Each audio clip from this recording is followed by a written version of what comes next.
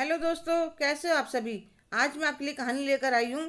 बहू की लगाम कसकर रखियो। आज रामेश्वर जी के बेटे कुणाल की शादी थी। रामेश्वर जी और उनकी पत्नी कौशल्या दोनों ही काम संभालने में लगे हुए थे।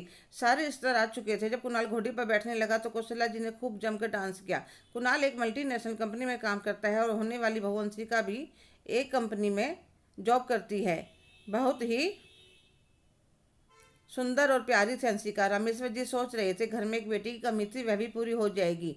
और उन्हें अपनी पत्नी पर पूरा विश्वास था कि वह भी अंशिका को अपनी बेटी की तरह ही ममता देगी, क्योंकि उनकी माँ इलायची देवी ने भी कौशल्या जी के साथ कभी भी बुरा व्यवहार नहीं किया था, जबकि वह तो पहले जमाने की ज़्यादा पढ़ी लिखी भी नहीं थी।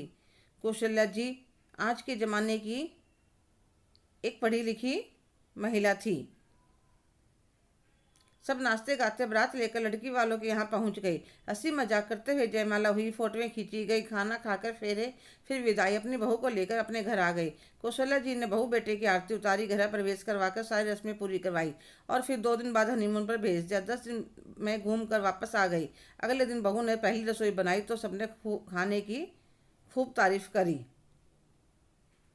2 दिन बाद दोनों को अपना ऑफिस ज्वाइन करना था तो वह अपना सामान सेट करने लग गई। मैं सोच रहा था जब कौशल्या जी बेटे के साथ साथ बहू को भी नाश्ता और टिफिन देगी तो बहू के चेहरे की खुशी देखने लायक होगी, क्योंकि कौशल्या जी काम करने में काफ़ी तेज और सुगढ़ हैं। पर मेरा सोचना गलत साबित हुआ। बहू ने ही सबके लिए नाश्ता बनाया, अपना और अपने पति का टिफिन तैयार किया। कौशल्या जी ने बहू की बिल्कुल भी हेल्प नहीं करी। उसके जाने के बाद मेड सारा काम करके चली गई। दोपहर का मेरा और अपना दोनों का खाना बना लिया। शाम को बहू ने आने के बाद सबके लिए चाय नाश्ता, फिर रात का खाना तैयार करा। कौशल्या जी बिल्कुल भी बहू की हेल्प नहीं करती थी। उस दिन रविवार की छुट्टी थी तो कौशल्या जी उठकर जाने लगी तो मैंने पूछ लिया, कहाँ जा रही हो। बहू को जगाने, अरे 7 बजने वाले हैं, मुझे चाय पीने की इच्छा हो रही है।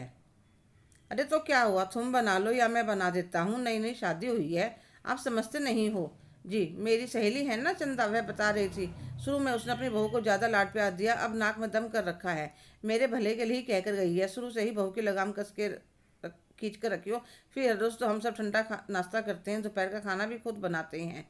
हफ्ते में एक दिन तो मुझे भी गर्मा गर्म चाहिए।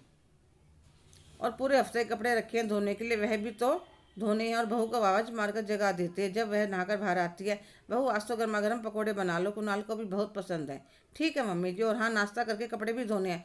मम्मी जी मेड नहीं आएगी कपड़े धोने के लिए। अरे ना बेटा, वह कपड़ों के पैसे बहुत मांगती है, मैंने मना कर दिया। पहले वह नाश्ता बनाकर सबको देती है, फिर नाश्ता करके कपड़े धोने की मशीन चालू कर देती है। इतने में कौशल्या जी कहती हैं, बहू दोपहर के खाने में कढ़ी चावल बना लेना। जी मम्मी जी, कहकर वह फिर से कपड़े धोने चली जाती है।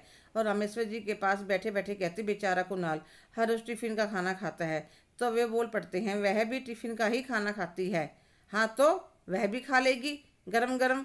मैंने क्या उसका हाथ पकड़ा है। तो वह कौशल्या जी को अपने पास बिठाते हैं और प्यार से समझाते हैं, भाग्यवान बच्चों की नई नई शादी हुई है। तुम्हें अपनी सहेली की बात तो याद है, पर तुम्हारी सासू माँ ने हमेशा तुम्हारा साथ दिया, कितना काम करवाती है तुम्हारे साथ। बहू तो नौकरी भी करती है। देखो एक बात हमेशा याद रखना, ज़्यादा खींचने से रस्सी भी टूट जाती है, फिर जोड़ोगे तो गांठ पड़ जाती है। बहू को यह महसूस करवाओ कि यह उसका अपना घर है। अभी तक भी तो मेड कपड़े धोती थी। बच्चों को अपनी शुरुआती दिन खुशनुमा यादें बनाने के लिए थोड़ा समय दो। अगर बहू के मन में एक बार बैर भाव आ गया तो वह हम लोगों के जीवन के लिए दुखदायी होगा। आगे तुम समझदार हो। वह काफ़ी देर सोच विचार करते फिर बाहर जाती है। बहू कपड़े सुखा रही थी। सासू माँ को देखकर कहती है, बस मम्मी जी कपड़े हो गए, खाना बनाने ही जा रही हूँ। कोई बात नहीं बहू, तुम कपड़े सुखाकर हाथ मुँह धोकर कपड़े बदल लो, खाना मैं बनाती हूँ। तुम मेरे हाथ की कढ़ी खाकर तो देखना, उंगली चाटती रह जाओगी। नहीं मम्मी जी मैं बना लूँ। क्यों, तुम्हें क्या लगता है मैं बेकार बनाऊंगी। तो हंसने लगती है। नहीं मम्मी जी। इतने में वह तैयार होकर आते हैं, कढ़ी चावल बन जाते हैं तो अंशिका सबको परोस देती है और चपाती भी बना देते हैं। फिर अंशिका कहती है, मम्मी जी कढ़ी तो सच में बहुत स्वाद बनी है, मुझे भी सिखा देना। ठीक है बहू, सिखा दूंगी। अब तुम दोनों आराम कर लो, आज छुट्टी है, फिर मूवी देखने चले जाना और खाना भी बाहर खाना। हम अपना खाना अपने आप खा लेंगे, पर हमारे लिए आइसक्रीम लाना मत भूलना। तो वह दोनों चले जाते हैं। उनके जाने के बाद कौशल्या जी अपने पति से कहती हैं, एक बात कहूँ जी आपसे। हाँ हाँ बोलो भाग्यवान, आप बहुत अच्छे हो जी। अच्छा जी, हेलो दोस्तों, कैसे हो आप सभी। आज की कहानी आपको कैसी लगी कमेंट करके ज़रूर बताइएगा। अगर आप मेरे चैनल पर नए हैं तो लाइक, शेयर, सब्सक्राइब करना ना भूलें प्लीज़। धन्यवाद।